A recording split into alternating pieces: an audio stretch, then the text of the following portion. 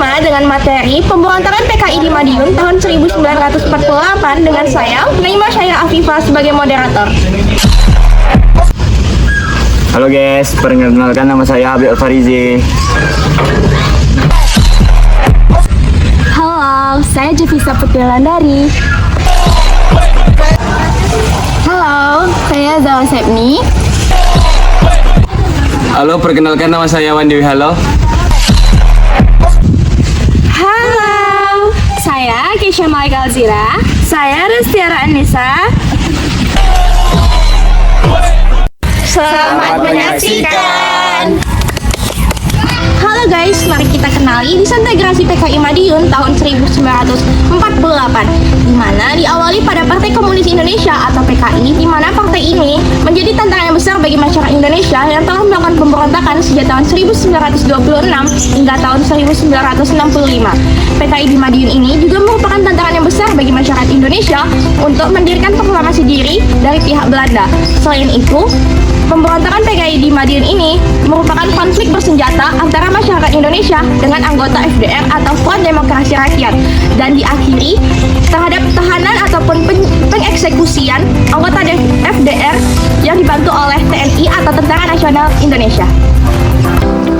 Nah, sekarang saya akan menjelaskan mengenai latar belakang terjadinya PKI Madiun 1948. Yang pertama, yaitu kekecewaan terhadap perjanjian Renville, di mana di dalam perjanjian Renville ini itu ditetapkan oleh garis demarkasi Van Mook yang membatasi wilayah Indonesia menjadi sebagian Sumatera, Jawa Tengah, dan Yogyakarta. Sehingga PKR atau Tentara Keamanan Rakyat juga dipindah tugaskan ke wilayah-wilayah Jawa Tengah dan Yogyakarta. Yang kedua adalah pembentukan Front Demokrasi Rakyat.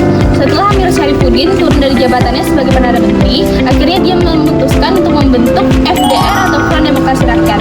Dalam FDR ini adalah mengumpulkan kelompok-kelompok yang kuat seperti PKI, Partai Buruh, SOPSI, dan Tentara TNI Indonesia. Yang ketiga adalah pembentukan reorganisasi dan rasionalisasi atau RERA, di mana tujuan dari RERA ini adalah untuk mengurangi jumlah tentara dan laskar rakyat yang pada saat itu merupakan pendukung komunisme. Yang kedua, yaitu untuk menghapus jabatan Gubernur Surakarta.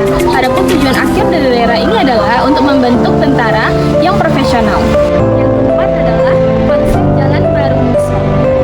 Gerakan Kirisme pada radikal musuh datang ke Indonesia. Diutus oleh komunis internasional. Ia dan dengan membawa konsep yaitu jalan baru. Melalui konsep ini, menyatukan komunis dan non-komunis ke dalam kekuatan yaitu PKI, dan menjadikan PKI sebagai satu-satunya negara yang melindungi Marxisme. Dan melalui ini juga konsep pengembangan PKI dengan partai komunis internasional. Melalui konflik bergerak gerakan ini dan partai komunis Indonesia menjadi semakin kuat. Selain adalah pembentukan PKI, pimpinan akhir dan dampak dari masuk jalan baru adalah dibentuknya PKI pelaksana. Nah, melalui ini partai-partai tergabung dalam FDR dibubarkan diri dan tergabung dalam PKI. Dan dibentuk juga Politburo PKI yang dipimpin oleh Musso dan Amir Syarifuddin sebagai sekretaris pertahanan. Kembalinya Musso dan reorganisasi FDR atau PKI.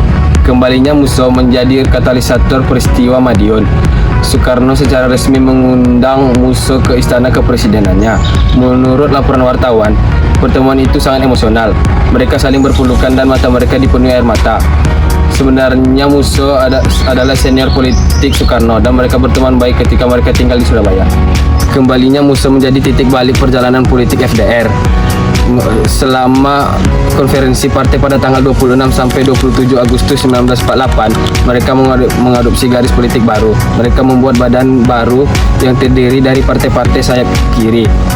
Anggota biro saat ini adalah pemimpin FDR: Marutu Darusman, Tan Lingji, Harjono, Setiajid, Joko Sujono, Aidit, Wikana, Suripno, Amir Syarifuddin, dan Alimin dengan Musso sebagai ketua.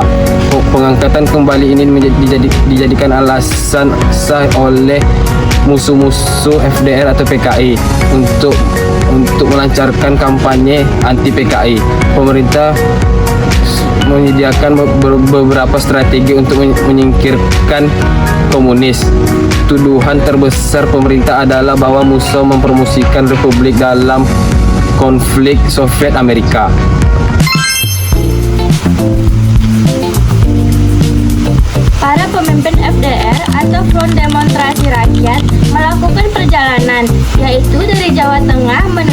Jawa Timur untuk menyebarkan propaganda atau ide politik musuh. Tokoh PKI mencoba berunding dengan TNI dan Masyumi agar FDR dapat masuk ke dalam pemerintahannya. Namun, kondisi internal FDR sangatlah kacau. Banyak anggota-anggota yang tidak setuju dengan hasil rapat pimpinan. Sehingga FDR sangat lemah untuk melawan kondisi-kondisi atau kekacauan eksternal. Di saat yang sama, terjadi bentrokan antara Pro Hatta dan kelompok bersenjata yaitu Pro FDR. Setelah kejadian dibunuhnya Kolonel Soeharto, kondisi di Solo semakin panas, apalagi dengan masuknya divisi Siliwangi. Jadi aksi saling mencuri antara pemerintah dan pemuda FDR. Pemerintah menyerang anggota Sosialis Indonesia dan kemudian pemerintah juga menyerang markas mereka. Dan kemudian kota Solo sekarang dikuasai oleh pemerintah. Setelah itu, Madiun menjadi tempat terakhir bagi FDR karena Yogyakarta dan Solo sudah dikuasai oleh pemerintah. Sementara itu, Surabaya sudah dikuasai oleh Belanda. Sejak awal September 1948, kelompok anti-komunis juga mulai masuk ke dalam Madiun, membuat situasi semakin tidak terkendali dan sangat-sangatlah kacau. Khawatir situasi di Solo, pemimpin FDR melaporkan kondisi tersebut ke Kediri dan mendapat perintah melucuti senjata agitator untuk mencegah konflik. Setiaji dan Mikana mengambil alih pemerintah dan membuat front pemerintah nasional daerah Madiun. Lalu Sumarsono menyatakan melalui radio, Musso dan Amir Safarudin kembali ke Madiun setelah mendapat kabar. Pada malam 19 September 1948, Presiden Soekarno menyatakan peristiwa ini sebagai upaya menggulingkan pemerintah dan bahwa Musso membuat Republik Soviet Indonesia. Ia meminta rakyat untuk mendukung dirinya dan Hatta. Sultan Hamengkubuwono IX mendukung Soekarno. Musso kemudian menanggapi dengan menyatakan perang terhadap pemerintah dan menuduh Soekarno-Hatta sebagai anti-imperialisme. Beberapa pemimpin dari FDR mulai mundur dari Musso. Pada tanggal 20 September 1948, mereka menyatakan bersiap untuk berdamai. Sujono dan Sumarsono menegaskan melalui radio bahwa peristiwa Madiun bukan kudeta, melainkan upaya mengoreksi kebijakan pemerintah. Pada tanggal 23 September 1948, Amir Safarudin menegaskan kepada FDR untuk setia pada Republik Indonesia, bendera Indonesia, dan Indonesia Raya. Pemberontakan ini menewaskan sejumlah tokoh termasuk mantan Gubernur Jawa Timur Aryo Surjo dan tokoh pro kemerdekaan Muardi. Pemerintah Indonesia mengabaikan sebagian upaya pemimpin FDR untuk mengakhiri konflik dan melancarkan operasi militer di bawah pimpinan Kolonel Gatot Subroto dan Nasution untuk menuntaskan pemberontakan dalam waktu 2 minggu. Hatta menegaskan perlunya merebut Madiun sebelum Belanda ikut campur. Pada tanggal 28 Oktober, pemerintah berhasil menangkap 1.500 anggota pemberontak terakhir. Musso tewas pada tanggal 31 Oktober karena menolak menyerah. Jenazahnya dipamerkan di Ponorogo. Pada minggu-minggu berikutnya, tokoh FDR atau PKI berhasil ditangkap. Pada 7 Desember, TNI menyatakan pemberontakan telah dihancurkan dengan sekitar 35.000 orang dan korban jiwa sekitar 24.000 orang. Tanggal 19, pemimpin utama FDR dieksekusi. Sementara itu, Sumarsono berhasil melarikan diri ke Belanda namun ditangkap karena kepemilikan emas dan identitas palsu. Setelah bebas dan ditangkap kembali, identitasnya sebagai tokoh peristiwa Madiun terungkap. Ia nyaris dieksekusi di Papua namun berhasil melarikan diri ke Sumatera Utara sebagai guru. Kembali ditangkap pada masa kampanye anti komunis rezim Soeharto pada tahun 1965. Selanjutnya, saya akan membahas mengenai aksi dan penumpasan PKI di Madiun yang telah dijelaskan oleh Zahwa rekan saya tadi. Adapun yang pertama, langkah Soekarno-Hatta yang bisa kita lihat dari gambar di atas, di mana Soekarno setelah mendengar berdirinya adanya Republik Soviet Indonesia, ia sangat marah dan ia menyampaikan pidato melalui siaran radio, di mana ia menyampaikan ultimatum kepada pihak Madiun untuk memilih antara Musso ataupun Soekarno-Hatta.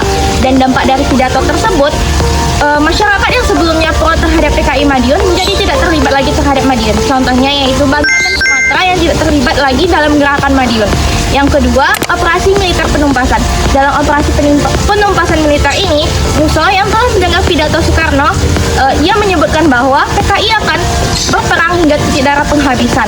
Dan mendengar hal tersebut, Hatta menyetujui adanya undang-undang untuk memberikan kekuasaan kepada Soekarno untuk memimpin selama 3 bulan.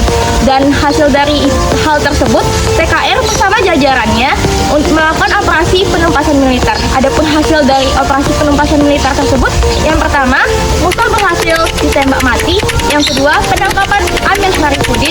Dan hasil akhirnya yaitu pemberontakan PKI Madiun ini telah berakhir. Dan begitulah hasil akhir terhadap pemberontakan PKI di Madiun tahun 1948. Kesimpulan, pemberontakan PKI di Madiun tahun 1948 terjadi akibat ketidakpuasannya kondisi politik dan militer setelah perjanjian Reville dan pengaruh ideologi yang dibawa oleh Musso melalui konsep Jalan Baru. Gerakan ini diawali oleh FDR dengan melakukan pemogokan di berbagai tempat.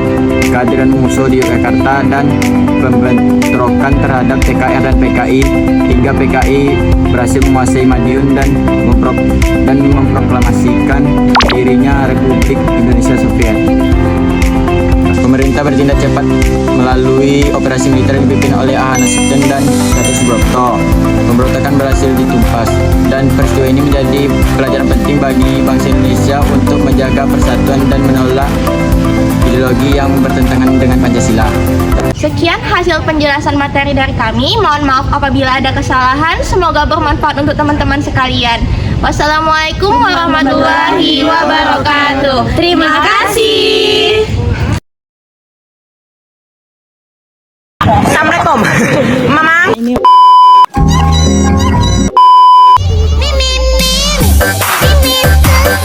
Benar-benar memalukan.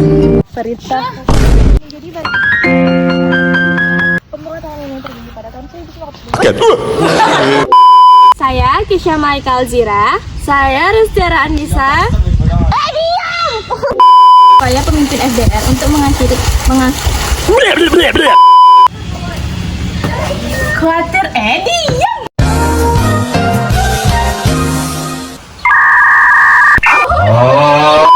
Apa kita? Iya, Om, kapal aku mau baca yang skrip. bener. Dan ya nanti behind the skin kami yang lucu gemes ini.